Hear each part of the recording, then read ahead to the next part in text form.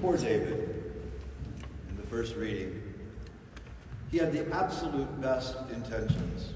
He was living in a palace. The Ark of the Covenant, that which symbolized, and more than symbolized, was like the sacrament, the presence of God dwelling with his people, was in a tent. So it seemed to him the appropriate thing would be to build a house for God, to build a proper place for the Ark of the Covenant. He, David, should not be living in a palace, in the presence of God, in a tent. Nathan the prophet initially thinks, you're right. And then God speaks to Nathan. And Nathan delivers the message to David, oh, little man, you can't build me a house. You can't contain God. You can't control God. Don't ever think you can put God in a box. Now, we've been doing that for millennia in many ways. Put God in here, and then we don't have to worry about God out there. Ain't true. And God is clear about that. I do not live in your churches. He does. But not to the exclusion of living in your heart and living in your house and living on the streets of this city. Don't ever believe that I, your God, am confined to your parameters of a church or a temple or a mosque or anything. David is reminded that in that tent, the Ark of the Covenant has traveled with them through the desert. The covenant has been with them for the last 300 years, accompanying them, not stuck in a box somewhere. St. Paul said in the letter to the Romans, and the secret for all the ages is now being revealed. The promise of God is being fulfilled.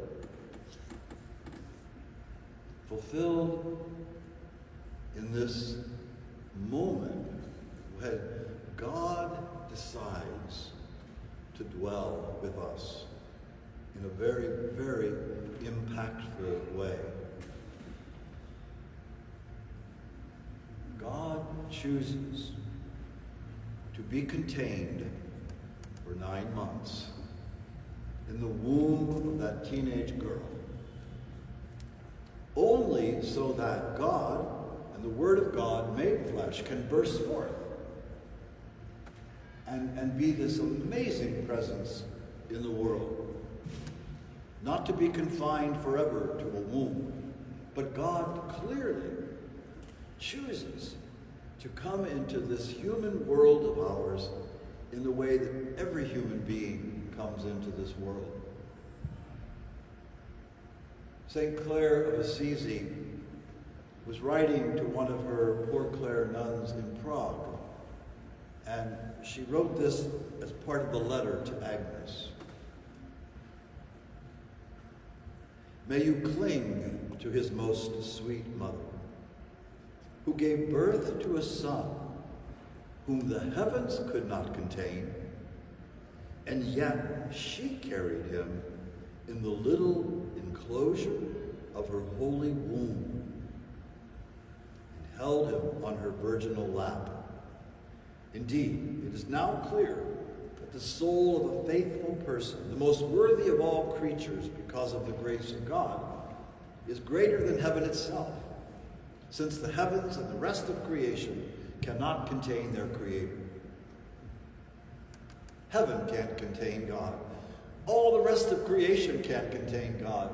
And yet, for a moment, the angel Gabriel tells Mary, but the enclosure of your little womb can contain God. Again, only to be released, be released upon the world. It's a beautiful image for this fourth Sunday of Advent. and I will flesh that out at Christmas.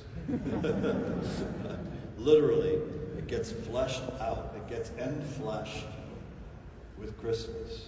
This mystery that was such a secret for all the ages, now revealed, that our God is so present to us, but not just in some sacred spaces, but much, much more available than that. And the mystery of Christmas helps us to understand and have that mystery revealed.